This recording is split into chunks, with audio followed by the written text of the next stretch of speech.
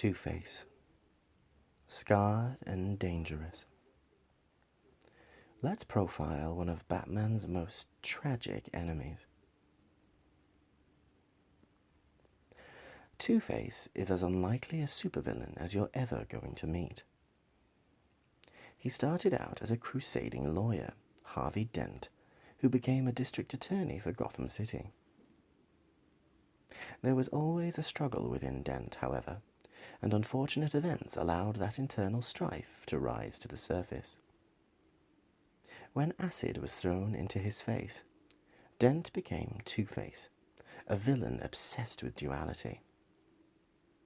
Two-Face has no superpowers, but when his great intelligence is used in the name of evil, he is no less a gifted mastermind of crime than any of his contemporaries.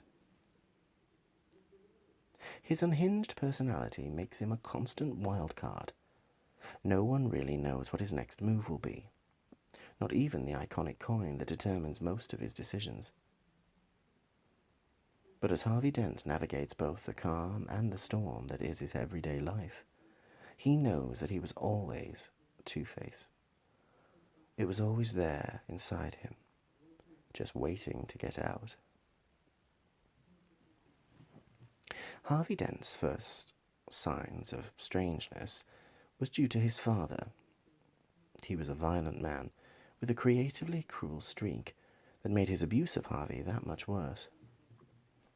His father would flip a coin and tell the boy that if it came up heads, he'd receive a beating. If it came up tails, he wouldn't. What the elder Dent never told Harvey was that he always flipped a rigged two-headed coin. Harvey endured his father's beatings time and time again, and years later, when Harvey was a Gotham City district attorney and his father was a broken-down alcoholic living in a flophouse, his father played one last cruel trick and gave Harvey the coin as a gift. Despite his father's abuses, or perhaps because of them, Harvey grew up cherishing the notions of fairness and justice. He buried the darkness of his abusive past in a steadfast devotion to law and order. He sped through law school, passed the bar easily, and became a successful lawyer. A popular public figure, he became a crusading prosecutor. He made headlines and was nicknamed Apollo by the media due to his good looks. He eventually married the lovely Gilda and became the youngest district attorney Gotham had ever seen, achieving the position at age 26. But shortly into his tenure as DA, a case crossed Harvey's desk that would bring about dark changes within him. A slasher who preyed on senior citizens was plaguing Gotham City.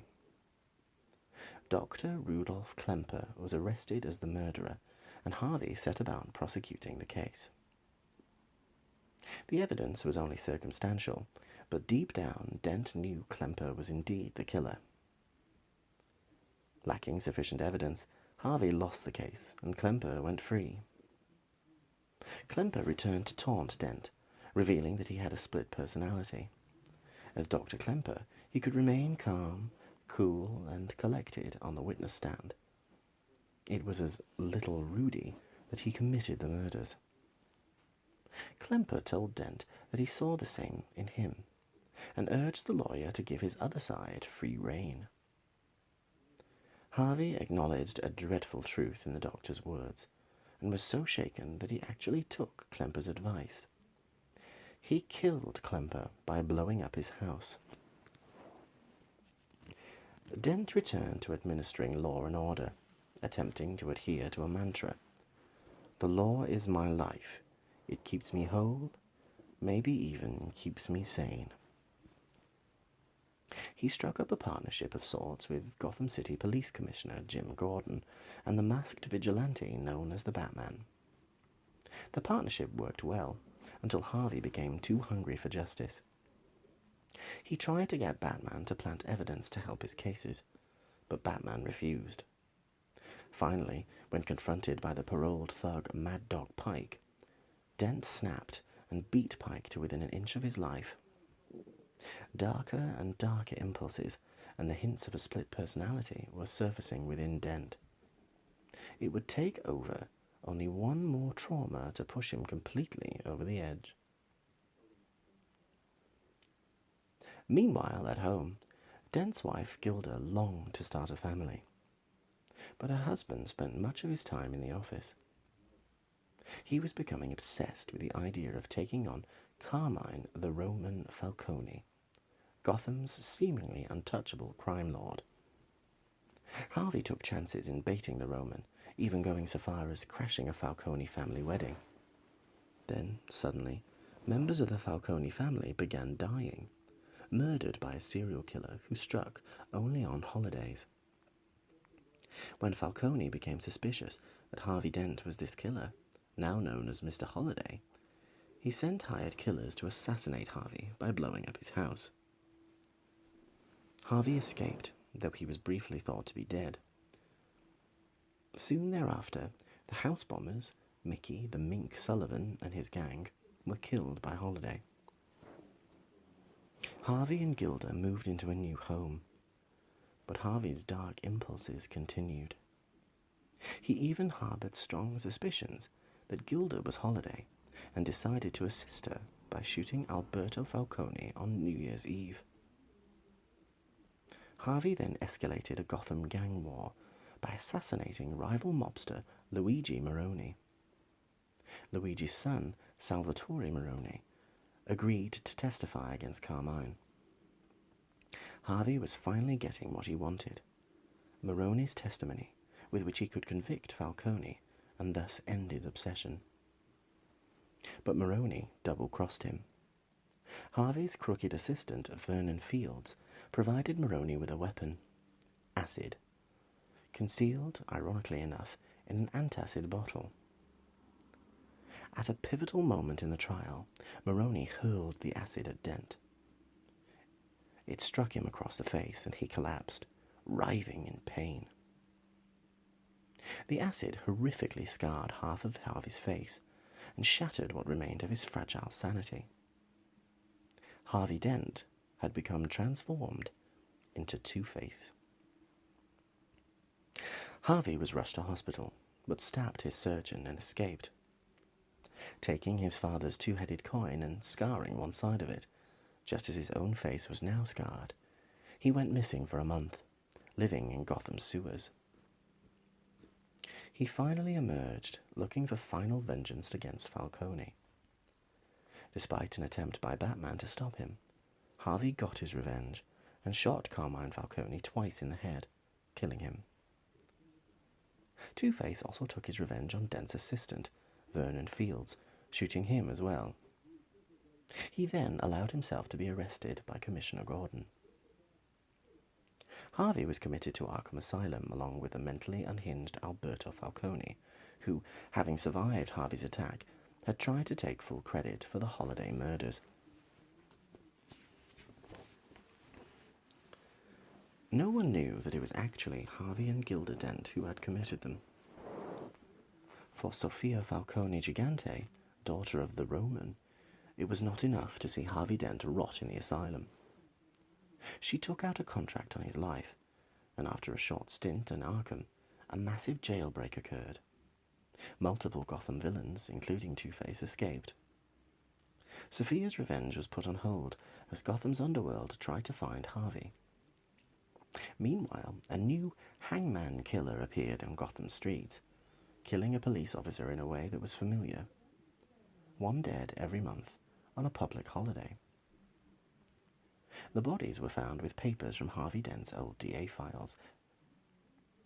The police assumed Dent was the hangman, but that theory took an odd turn when Commissioner Gordon was found hanging from the hangman's noose. Two-Face saved Gordon, cutting the rope before Gordon strangled.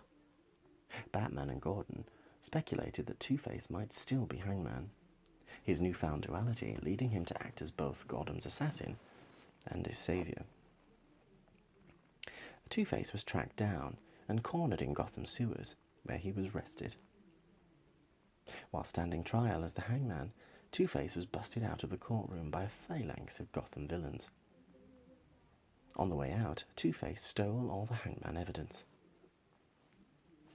It was soon revealed that Two-Face was actually the leader of the cadre of Gotham villains, including the Joker. He had been having an affair with Janice Porter, the new Gotham district attorney. Dent had been one of Porter's professors when she was in law school, and she had developed a major crush on him. Two-Face used that infatuation to get information from her, namely the locations of 11 warehouses filled with untraceable laundered cash from the Falcone family. Two-Face and the villains set about killing off the heads of Gotham's major crime families, until a climactic battle in which Two-Face found a noose around his own neck. Sophia Gigante was revealed as the Hangman Killer, and only the timely arrival of Batman saved Harvey's life. While engaged in battle with Batman, Two-Face shot Gigante, ending her life in crime. Batman battled the villains and the Joker, then turned on Two-Face, shooting him. Two-Face fell off a cliff, presumed dead. But he survived. Now a full-blown criminal, obsessed with duality and the flip of his scarred coin, Two-Face found himself in and out of Arkham Asylum on a regular basis, until Arkham Asylum itself fell. A massive earthquake devastated Gotham, with damage so absolute that the United States government declared it a no-man's land. Gotham's criminal freaks quickly beset the ruined city, with each villain carving out their own territory. Two-Face controlled a big chunk of Gotham, including the former City Hall. Whilst there, he became fixated by a young police officer named Renee Montoya. He kidnapped her and kept her safe at City Hall. He also used the state of anarchy to capture Commissioner Gordon and make him stand trial for crimes against the city, with Two-Face as judge, jury, and executioner. Gordon brilliantly played Two-Face into a corner, demanding Harvey Dent as his defense attorney. Dent argued against himself and won an acquittal for Gordon. Two-Face was determined to be found guilty of blackmail in the mock trial, and Montoya placed him under arrest. Order was eventually restored to Gotham, and Renee Montoya was promoted due to her brave actions during the No Man's Land emergency. That did not free her of Two-Face's influence. Two-Face framed Montoya for murder and later broke her out of jail, where she was held pending trial. Two-Face told Montoya that he was behind the frame-up. His twisted logic was that if Montoya lost all stability in her life, she'd have no choice but to turn to Two-Face. Naturally, Montoya spurned his advances, and the timely intervention of Batman placed Two-Face back in Arkham. Eventually, Harvey Dent had his facial scars repaired by master surgeon Tommy Elliott. At about the same time, Batman was in pursuit of the mysterious killer known as Hush. Only problem was, many of the clues pointed to Two-Face being Hush. Dent and the Commissioner Gordon arrived during a climactic battle between Batman and Hush, and Harvey shot him, who was actually Tommy Elliott, as Hush fell off a bridge. Harvey was arrested, but eventually went free, as Tommy's body was never found. Harvey could not be charged with murder if there was no corpse. Dent then found himself in an interesting position, that of vigilante protector of Gotham City, whilst Batman took a year off. Harvey found joy and a certain rehabilitation in the role, but his dreaded Two-Face persona was lurking just under the surface.